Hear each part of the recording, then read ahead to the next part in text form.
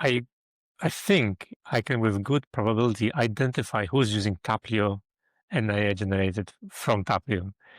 Um, because it's unmistakably flat in delivery, AI bullshit, and devoid of any thought. I have the feeling that content generated by AI sometimes performs better. And this doesn't happen because it's, quality content, but it has the quantity. It's basically like this big 50-ton car that is going through the highway and just pushing everybody out.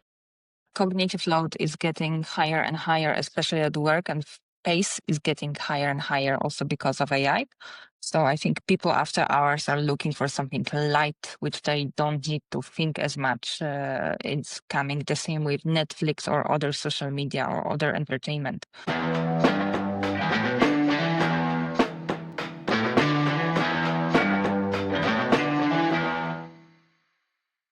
Hello. Hi, we are all here because we basically decided to start this podcast because I think we got all tired of complaining that there is a content crisis in general on social media. So instead of complaining even more, we simply decided to do something about it. So today with me is Paulina. Can you introduce shortly yourself? Hello, I'm Polish in Denmark. I work in tech for last 10 years, from mechanics, through automation robotics, all the way to DevOps, platform, cloud, and so on. Generally, I make stuff happen. I work with stuff which no one want to work. I work primarily as an architect, tech lead, hands-on as well. Free time, obsessive with competitive endurance sport. And I'm also with Jarek. Can you introduce shortly yourself? Hi everyone, my name is Jarek. I'm a technologist, software engineer at heart, and also a founder at some point. I excel at building architecture for complex systems, whether it's for small startups or a bigger enterprise. And my name is Michał. So, I'm a product-driven that's me in CTO a and nutshell. a startup co-founder. And I think among different traits, my specialty is simply turning tech, especially the messy one, back into profit and basically finding connections in places where everybody else can see only problems. So we have gathered today because we would like to make this podcast for entrepreneurs, and we plan to talk about technology and things that matter in business. And today, we really wanted to start with a bang. And believe me, we've been laughing a lot just before we started recording. But the main question is actually, a lot of us are on LinkedIn. So do we have actually a content crisis on LinkedIn? And I know, Jarek, that you have a story which actually comes from your wife. And I think that will be a very good starter. So if you could introduce the idea that happened or something that you have noticed. Let's take it from here. Yeah. So, thanks, Michael. So, it's an observation of the recent post that my wife did on LinkedIn.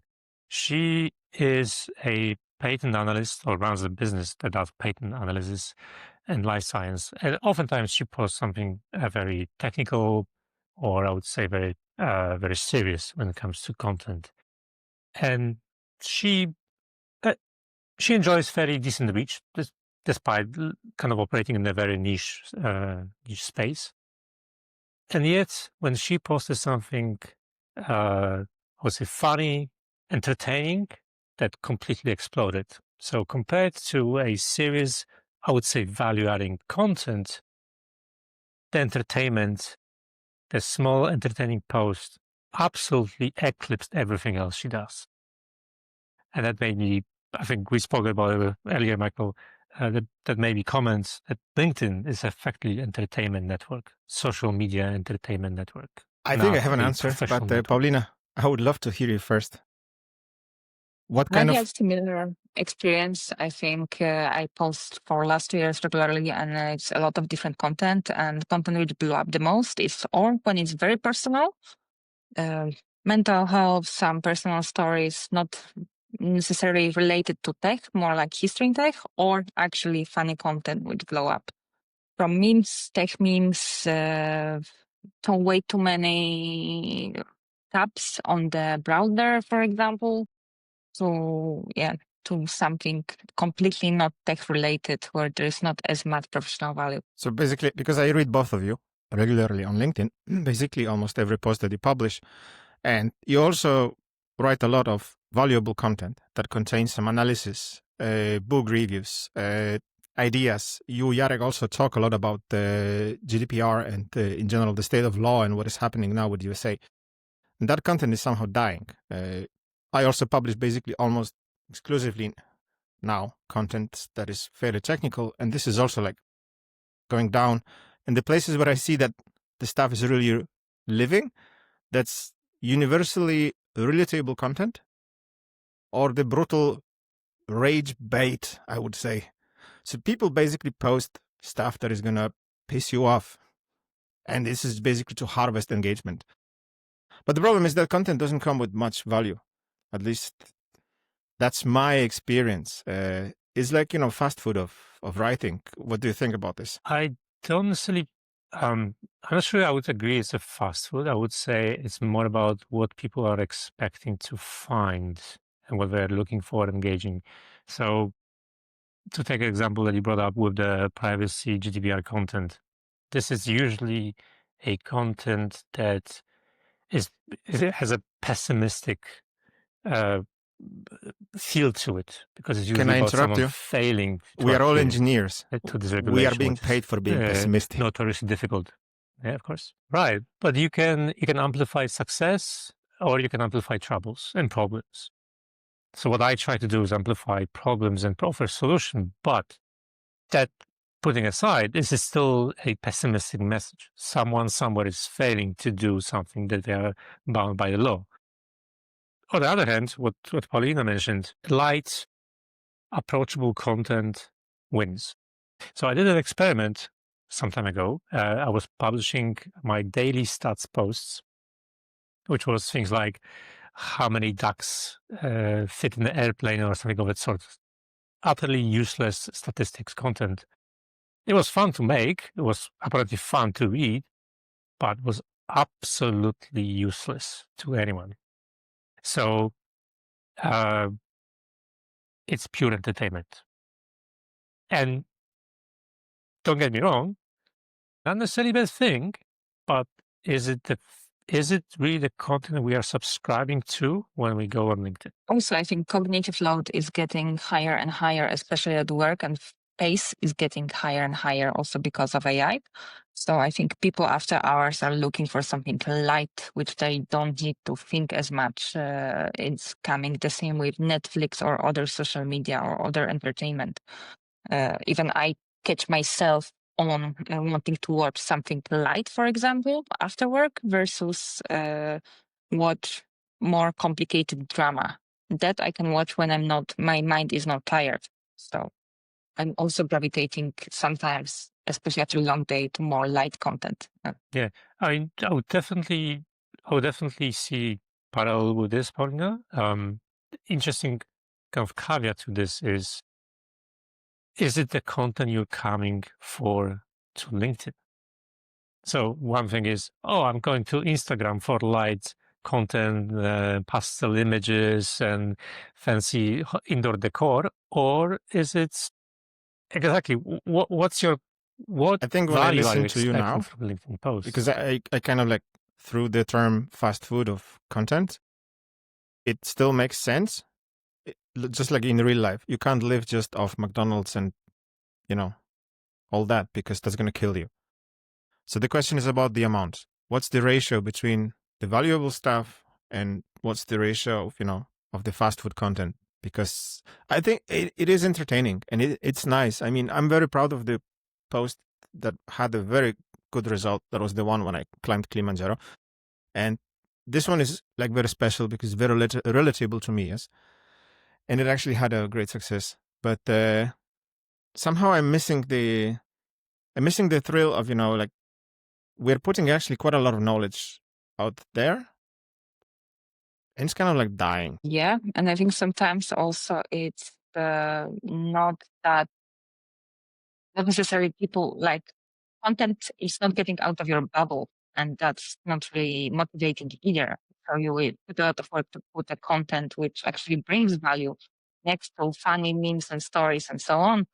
But if you don't have outreach on it and you don't have any feedback coming for the content which brings value, you don't post it anymore because you don't have good feedback of it. So, it's self-speeding thing. So there is better outcome out of funny content. So there is more funny content, and there is better outcome of funny content. So there is more funny content, and just amplify further. Yeah. And I think that's you literally nailed it. Because the point of the experiment I was running with daily stats was not to generate valuable content. It was to drive engagement via funny posts so that other meaningful, positive, represent my values and my useful content got better reach, because it's effectively gaming the algorithm game. That was From the beginning. it's something silly. It's from the beginning, yes. It's effectively a game. It's effectively a way to play the algorithm and win the game that we are made to play. To effectively steer the algorithm towards our content by putting a golden nugget in a fire hose of whatever sticks, effectively, not to use bad words. And I think that's exactly what you said. Like, we don't have reach. We can generate the reach by speaking to the lowest denominator, grabbing the biggest pool of attention, and then pulling those interested This could be, units this could be actually a from the strategy, bigger because I stream, remember one of the posts if I published can say on the so. Danish part of LinkedIn. It was in Danish, and I don't remember the name of the guy, and I don't want to attribute it to somebody else, but he said that you can get a lot of reach on LinkedIn, but you kind of have to make yourself a little bit stupid and post those, as I said in the beginning, rage baits and stuff like that. So that way you can actually get the reach, and then probably you could start pushing more serious content. The question is, what's going to happen then with your target audiences? Is it going to be like you're shooting blanks in a way? But I think we come to a different problem right now, because we have a lot of fast food in terms of content, and some of it is actually necessary. But then we come to the other part, which is AI generated content. And to be honest, I think at this point we have a small problem, that I have the feeling that content generated by AI sometimes performs better. And this doesn't happen because it's, quality content, but it has the quantity.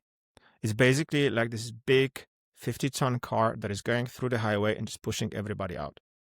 Do you have a similar observation like I have? And I'm talking both about AI comments and AI generated content, because these days everyone can be an author, yes? I've seen also done experiments by some content LinkedIn gurus who run, for example, 60 days of only AI content and so on. So they feed AI their all posts history from, I don't know, year 2, 3, 4, whatever from LinkedIn.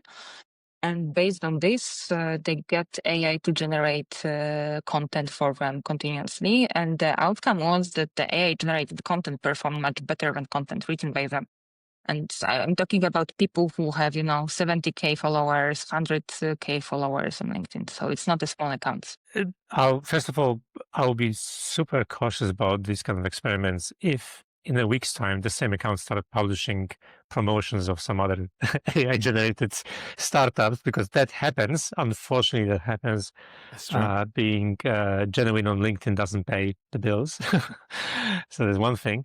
But that said, skepticism aside, I can see this working. I can generally see this working, because as long as the message and the thought is yours and it's original, and if you use AI to tailor the voice, tailor the language, and helps you adjust the message, not necessarily messaging, but the tone and the style that's more acceptable, sure, why not? Maybe it's very likely it's going to work.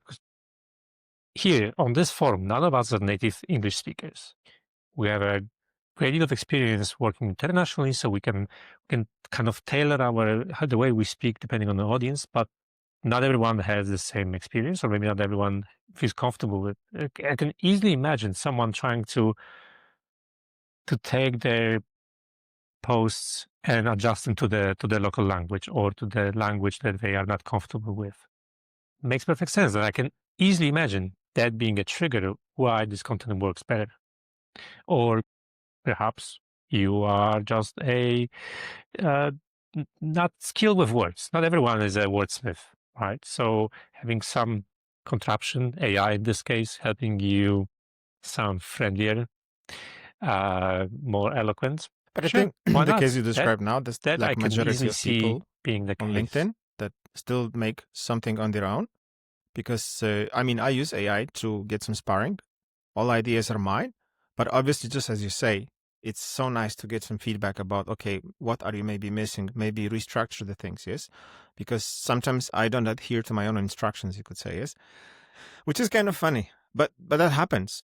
Even I would say on a regular basis, yes, I'm getting better, but it happens. But the problem is with the content which is fully generated by AI. And of course, Paulina mentioned something that if you see it right, it's gonna probably work. And I've just heard about an experiment that the lady was actually she connected the AI to her mailbox and she loaded before 140 gigabyte of her emails and other data, yes, and it was actually getting pretty accurate. And that's true because the math is actually supporting the case. But when I read the posts that are basically fully generated by AI, because can you spot AI generated posts on LinkedIn? Paulina, Jarek? I mean, there's quite a That lot I of. know. I Some of them people believe don't know how so. to use You prompt probably know. engineering at all. They all look the same, Plenty, like from basics, plenty of emojis, dashes everywhere, same phrases in every post, and so on. I've seen actually a post by a guy who was a real writer, and he was very unhappy because he was using this dash em, the long dash, before it was made famous by AI, So he was kind of like, now I have to change my writing style in a way, yes. But I think I feel personally threatened by the quantity of AI comments and AI, fully AI generated content, because basically the the playfield has been leveled. The playfield has been leveled. I think plenty of lazy people suddenly got a tool to support their own laziness. And the problem is they got this network to amplify their ideas. Hit me. I wouldn't agree. On this subject, I don't agree. I think that what Paulina said moments ago still holds true. A lazy person without the skill will easily fall into trap of highly identifiable AI slop. It takes skill, it takes labor/work to polish the turd that is AI output and get something that's acceptable. Um, it was much easier to spot 3-4 years Yes. ago. What was it called? Jasper AI, the horrible tool that spit out those random block. That's today's AI slope for those who do not put work in polishing their AI prompts, AI responses, not taking care of humanizing the simple output that they get from ChatGPT. One thing is not humanizing it. Another thing is, complete lack of knowledge of any time spent on learning basics of basics, how to use it properly, or how to identify content which is from ChatGPT. I mean, it's around 2 years at least. So come on, time to catch up. Especially if you are in IT, don't be so lazy. And the laziness is also visible in other aspects. And I think we talked about this a couple of times about the value aspect. It's easy to generate a slew of words. But for the slew of words to convey any valuable message has to come from it doesn't have to, but today, good one has to come from the human-driven direction that is being provided to the GPT models. So you can make it talk about anything, but it will keep on rambling like I do and tell you absolutely nothing. To have a message, to have a thing you want to convey, that requires a human intervention. It's a very easy experiment to do now. You can ask ChatGPT, hey, generate me 10 different ideas for LinkedIn posts, and then turn them into an actual post. Without input of what you want to say, it will generate a flood of words which mean absolutely nothing. They will mean something grammatically correct, but they will convey absolutely nothing. And I think it's also easy to spot if people have no clue what they're talking about, especially when you look into the comments or start messaging with them directly. So whatever they generated in the post from AI, they've never seen it in their real life. I have a question. Do you know anyone who is actually creating content which is almost 100% generated by ChatGPT? Because I'm not going to name those people, of course. I know two, and the content they know how to make it, but the content, the words, it's kind of like very cringy for me, and I can recognize the tone of the LLM that is producing that scenario. Is I would say not. I don't know these people in person, but I think I can with good probability identify who's using Taplio and AI generated from Taplio. Because it's unmistakably flat in delivery, AI bullshit, and devoid of any thoughts. But I think the annoying part about, do you know Tapio, but Paulina? I also might be wrong. Okay, don't check it out. The problem is that this tool allows people basically, I mean, it's like LinkedIn on steroids. And I still don't know why it wasn't banned, but this is like you're piggybacking on somebody else's content. It picks valuable posts, has a module that is basically mixing it so that it looks like you wrote it, injects it, and it also kind of like picks posts where you can comment and also suggest, and can do this automatically as far as I remember. And it's terribly effective. And to be honest, when I was starting my LinkedIn journey, I tried this and I canceled the account the day after. Because when I figured out what it's actually really doing, I was like, no, I'm not going to steal from people. It's horrible. Even though, of course, yeah, okay, you could steal from people for 3 months, get some kind of like snowball effect. But I still think, I mean, from the moral point of view, that wasn't me. So Taplio is really a good use case because I did try it as well. Because why not? Why wouldn't you help yourself? But I saw what it generated, and I first of all, it wasn't me. Second Cringe, of that's the all, good word. it was cringe as hell. And just seeing this, I would never post it from my account in the way that the Taplio was generating. And it's no mystery that other influencers are actually promoting Taplio. The very famous was Justin Welsh, who has millions of followers, and he's main promoter of Taplio. It's very disheartening. People actively taking stuff, rehashing it, posting without second thoughts, and unfortunately, that's Paulina, what do you want to add turns something? Because I LinkedIn think we should into what it change is this today. bashing negative thing into something positive now. No. Good. Then I have a question, which is because I don't know what you're going to answer me actually. But we have been criticizing the AI content and lazy people not putting enough energy into even translating what comes from LLM. So what is it that actually you are consuming on LinkedIn? What kind of topics you are reading? Because when you answer this question, you're probably going to help also people who try to sell things to us. And if they contact me directly, or make a connection or something, they immediately give me this slap proposal that, oh, buy this from me. This is never going to happen. And if you call me, this is never going to happen. Target me in a way which is preferable to me through the content. So what is it that you are consuming on LinkedIn? For Paulina, you me, first. it's a mix. It's a mix of some personal stories, industry updates, personal stories within the tech, like what people experience when they were working with something. That's what I find interesting. Of course, you got some news or whatever, like, okay, someone pop out with something, then if I'm interested, I go deeper into the topic on my own. A bit idea catching. So I think it's a mix of everything. Of course, there's gonna be a bit of memes and funny stuff, but I think that's minority. Jarek, how about you? I would say for me, it's a rather broad mix.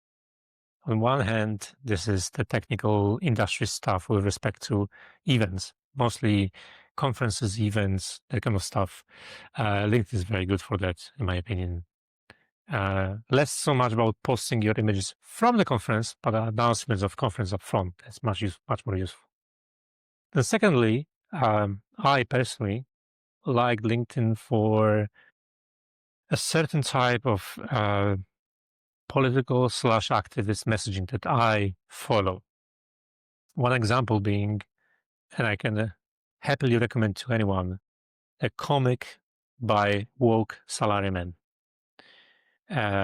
It's a comic posted on LinkedIn and other mediums as well by a chap from Singapore.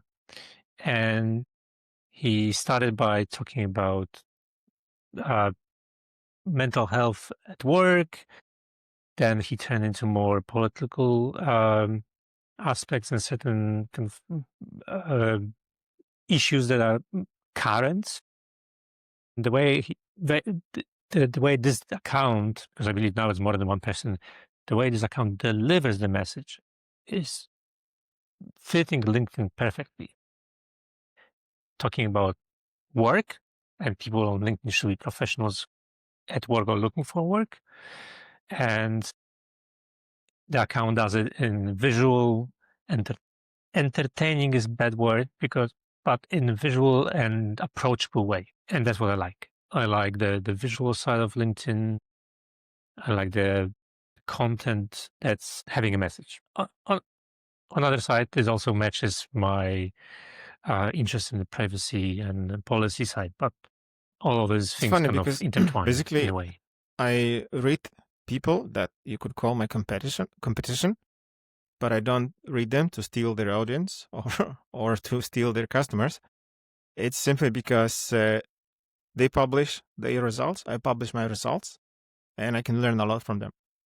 And I'm reading also Paulina because I like, for example, her posts about the book reviews. And some of the books I actually bought because I didn't know they exist. It happens. Today we have so many books. There are so many materials. Regardless how pro you are, you can still find books that you have never seen or heard about. And other than that, just a few people from marketing, business. So basically, it's like 15 people I follow on a regular basis, and I really enjoy reading. Everything else is like, I would say 10% of suggestions from LinkedIn. I'm going to bite on this and I'm going to comment it. And I'm even going to read sometimes long posts, yes. But I actually come to LinkedIn to read mostly non-personal stories. I mean, I come here for hardcore tech. And I come for results. And also I come for brutal results. Like, this didn't work out. And that's what I'm really enjoying. So to stay authentic to this, I actually moved out my personal stories posting out to Instagram. So if you want to see me cooking and talking about tech, take a look at my Instagram. I'm not going to post it on LinkedIn anymore, which kind of made it maybe boring, but I think for me it's much more refreshing. So that's the type of content I'm actually reading. And I follow specifically also your posts about GDPR because you're usually finding some pretty cool loopholes, Jarek. That's the kind of like sometimes I send it to my customers just to scare them a little bit. Yeah. But it is an issue. I mean, especially Paulina, in Denmark, yes, we are basically up to here when it comes to the whole state IT. We are up to here, sold to Microsoft, yes. Partially to Amazon. Yeah, okay, but they are still all from USA. Yeah, potato. Yeah, Tomato, tomato. Exactly. So the problem still exists. Cool. So basically, you are Same more or difference. less consuming the same thing that you are interested in. I'm the only one that skips the personal posts. I prefer to read them somewhere else. I don't think they are bad. I just found out that I would like to be more free when I'm doing them and I keep the LinkedIn like LinkedIn. But that's me. You don't have to be the same. I think there is a crossover between LinkedIn personal posts and Instagram personal posts. So I'm not sure which kind of personal posts you consume, Paulina. For me, that value from those stories come if it relates to my network. We're not talking about, oh, I have a new job, congratulations. No, that I can discover on my own terms. I'm talking about these people actually, for example, attending a conference which I'm interested in. Okay, maybe I will meet them there, maybe not. Or um, you, it kind of feels like the old Facebook where you use it to catch up with people you work with. I work with hundreds of people at this point. It's impossible to actively keep in touch, but at least seeing their activity, seeing them doing X, Y, gives you an idea what's happening. Is it worth or sensible to reach out to them now, or maybe not? It is kind of like the best part of Facebook of early 2010s taken out and still having this curated feed of what people are actually doing. Until this changes, it's fine. Do you want to add something, Paulina? Yeah, I agree. I don't care if people get, married, have a baby, get new job. I don't give a shit. But I enjoy, if it's kind of work related or their journey or their thoughts about business, tech, they came to something, stuff around work also, which, is, for example, mental health. No one is talking about, or okay, why do we have minority of women in tech, which is, I'm quite interested in it, in the research and so on. What are the reasons people drop out, or there were not that many? So there are different stuff, or, there's a guy who decided to do half Ironman and that's okay. How does it influence his work and how does it influence his well-being and efficiency at work? So, is I think crossover a bit from private, but how it influenced for their journey in the business and intake. That's what I enjoy the most. Sometimes you have some funny situations or thoughts which are more private, but I think that's very much minority. But yeah, personal updates, keep it somewhere else. I don't give a shit. Same with Facebook. That sounds pretty brutal, but I think this is exactly how it should be done. Well said. To be honest, having this kind of distinction is going to be better for everyone. So now I know what you're consuming there. Basically, if I gave each of you like 45 seconds and you were supposed to tell, because we are all kind of like working with CEOs and SMB owners and maybe bigger bosses, whatever. What do you think they should follow on LinkedIn? What kind of people, what kind of content? If I were to give an advice to a C-level executive what to follow on LinkedIn, it would be not a specific account. And my bias would be focus on the things that professionals talk, pick up trends, look for trends in what people you're hiring are doing and thinking and talking about. So the thing that Paulina mentioned, the mental health, the now abused diversity and inclusion language, figure out what people are amplifying, what kind of problems to get ahead of those in your organization. I would probably not point at LinkedIn for a technical side of things, but that's based on my network. Your mileage Paulina? will vary because everyone sees different feed. I agree. I agree that it should be, how can we make our workplace better, more efficient, more healthy, better on every aspect possible and pick up ideas what works for others. Maybe it can work for you as well. Maybe you can try it out. So what works for you.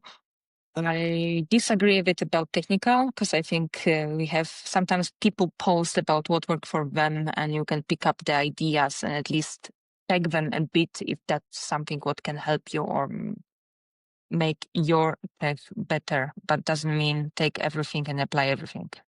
It's not ice cream. It's not a shameless plug, but I'm going to say that the C-levels, they should follow, the technical C-level people. That means like CTOs and people who basically are kind of a little bit higher that do some strategy work.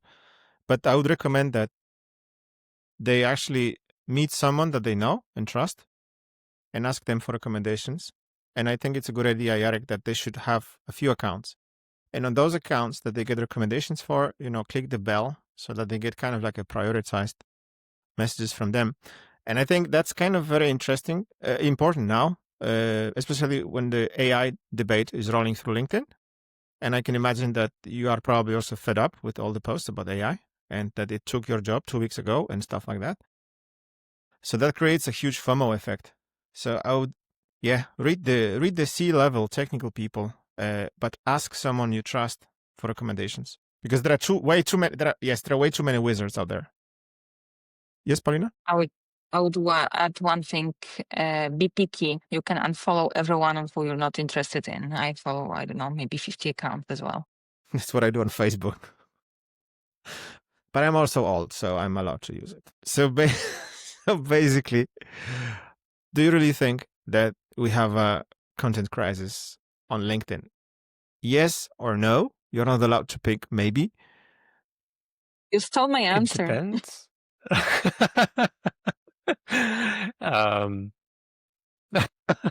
Sorry. Come on, you're lying. You wanted to Yes, say we it do depends. have And a actually, I content crisis. asked this specifically to say yes or no because I knew that every engineer is going to answer it depends.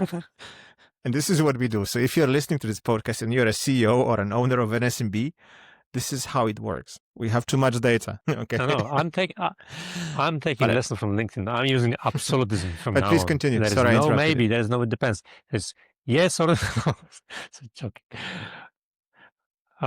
No, one It sentence. depends. Maybe Paulina, how do you feel about this? In all fairness, this is not a single yes or no answer. I think that goes back to when we started talking. It depends what you're coming to LinkedIn for. If you're coming for entertainment and Instagram-like feeds, it works perfectly. If you're coming to grow your professional network, not so much. If you come for job postings, it's still probably a good place to find a job. At least job search, it got better. And I, as a person who often is involved in hiring, we do use LinkedIn for hiring. So it works for certain things. For content distribution, Paulina, do you want to add something not so much. to your it depends? To my it depends. I think algorithms keep changing. So there are like weeks, months when it works better and I see better content and my content is displayed to better places and it doesn't. But on top of it, you have all AI bullshit from everyone. So it's double-edged sword kind of. Yeah. I would say that it also depends, but it depends from the point of view that whether the reader that comes to LinkedIn, how much energy they are willing to put into curating their feed and curating the content they are consuming. So how aware they are in the content consumption that they are doing. And the other answer, I'm leaning more towards that. Yes, there is a content crisis on LinkedIn because, the algorithm, apart from changing, it's kind of like TikTokizing. Can I say it this way? TikTokizing, TikToking, the value that comes through social media. Yes. So it was created to kind of like promote positive things. And we're getting this kind of TikTok mixed with whatever. Good. So that was fun. And I must admit that I have the absolute final question because probably there's a lot of people that think about whether they should start posting on LinkedIn or other social media platforms. It's always hard to start, but What is it that actually keeps you coming back, posting, going outside of your comfort zone? Because publishing on social media, it is leaving your comfort zone forever. What is it that keeps you motivated? Why do you still do this? Even though the success is probably there, but it's not the kind of like, at least I don't feel like I'm this new Shakira or Lewandowski is. I don't need to introduce myself to everyone. Usually people at least ring the bell like, oh, you're posting on LinkedIn. That's one thing. So I have already, and to build trust with someone from research base, you need certain amount of interactions, and that can be done also through the post.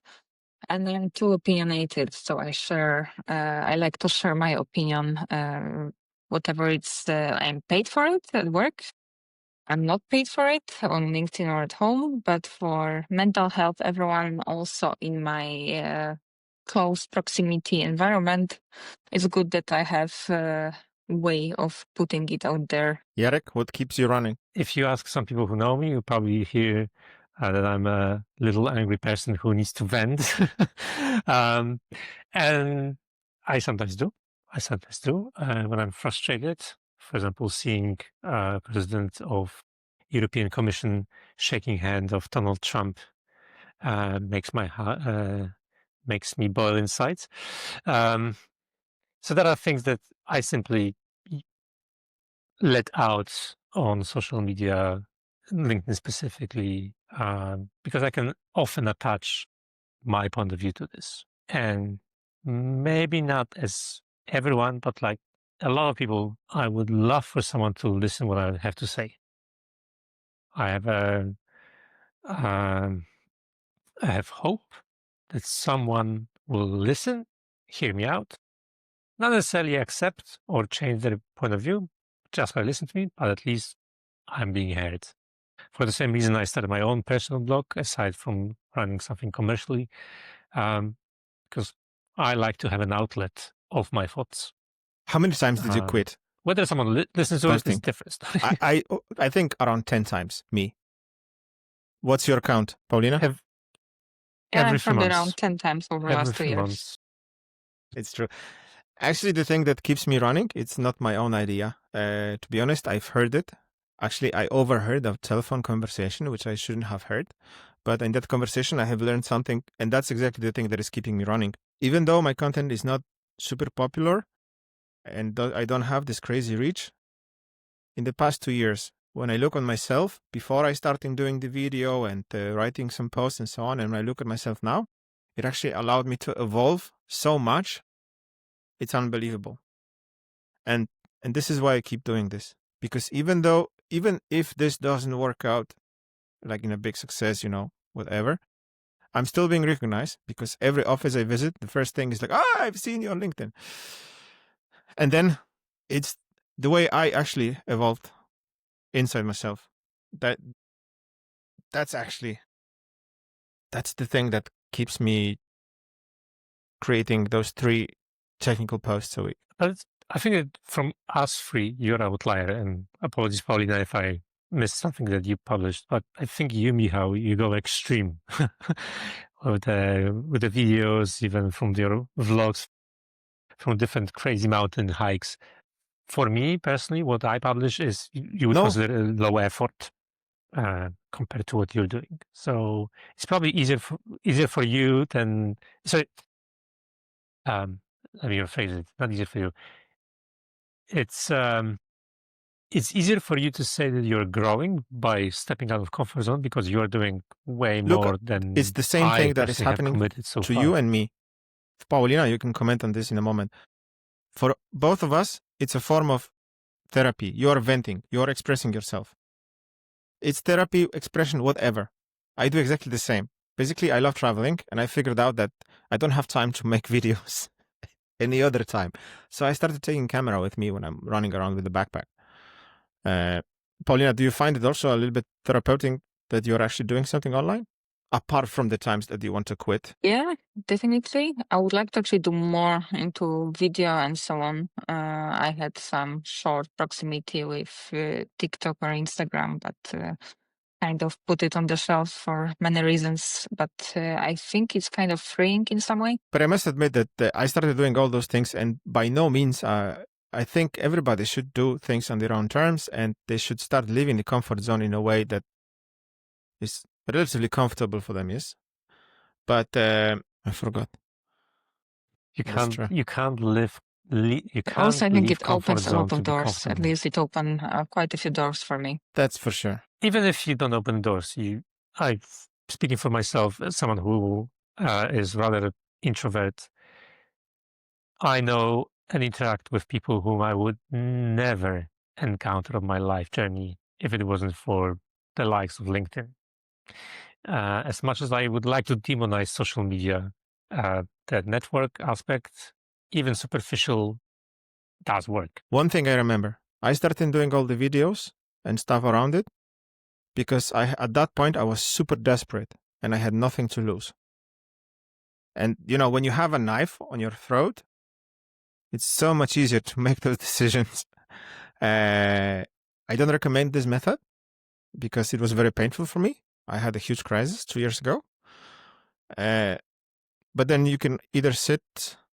I decided not to sit on the floor, and I accepted the hand that was given to me. Yes, I recommend it to everyone, but I still think whatever you're doing when you're publishing a blog, when you are posting on LinkedIn, whatever you're doing, if you do it consistently, it's the drop that is going to carve the rock.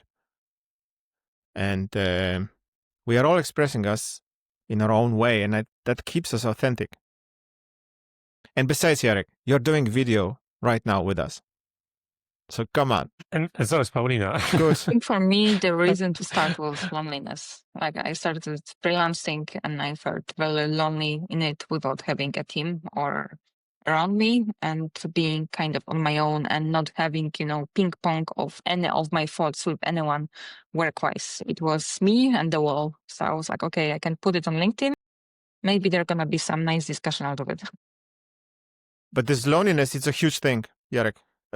Just please continue. I think that I would. So I get what you said, and for me, I wouldn't call it the loneliness, but more like when I started building my product, being a solopreneur, that was a great place to get whacked in the head and put down a notch, to get a brutal, even if dishonest, but still brutal feedback.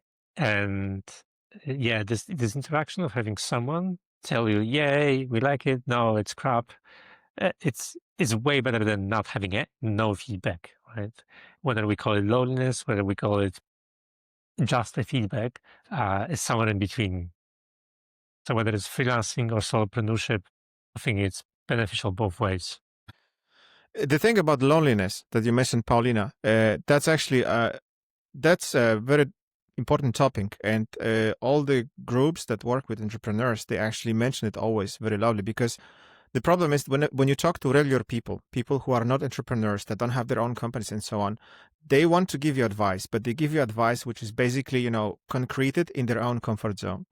So they don't have the same challenges. They don't have to make the same decisions. And I don't know if you're going to agree with me, but I think the best way to get rid of the content crisis is to start producing good content and start publishing it. And I think for me personally, if I was supposed to pick one thing, and I will ask you to do the same, this time I'm going to be the first one. For me, the most important thing when I do my content is authenticity. So that when you meet me outside the block now, you're going to see exactly the same guy in a polo t-shirt, having a little bit crazy hair, and laughing from upside down dogs. How about you guys? Make content and hope, and I mean hope, that LinkedIn at some point will get rid of stupid algorithm. Because no matter what content we produce, if algorithm decides not to show it to you, it's gone. It's gone in 2-second attention span we have when we scroll. So let's create it on an off chance that things don't get worse. But if in the process we grow or Paulina? have fun, Yes. Be Why authentic not? for sure and do it step by step every day, and don't necessarily want to go viral because you go to the very weird corners of LinkedIn, which not necessarily you want to be at. I'm talking from experience. I had some posts going up to 600,000 views, and I didn't really enjoy it. Yeah, you attract the weird people at that point. I had it too. Exactly. When you reach more than 100 comments, it becomes really ridiculous. That sounds fantastic. Thank you very much. It's been our first episode, I would say. I must admit that we are doing this as humans, engineers, and I was even stressed today, despite me doing quite a lot of video, and I noticed that I'm not recording this in full HD. But if you like this one, share, of course, because we will be talking more, and in other episodes, we will try to do exactly the thing that we said today. Create better content, talk about business, technology, stuff that really matters, and problems that we encounter every day. And I think I'm looking forward to the discussions we're going to have, especially about all the bullshit topics that overflow LinkedIn and other social media these days. And I think if anyone who's listening to us or watching us at this moment, if you have any kind of questions that you would like us to nerd out, and if you have a problem that you would like us to solve for you, I think that will be a good challenge. Just send it to us, anyone. And see you soon.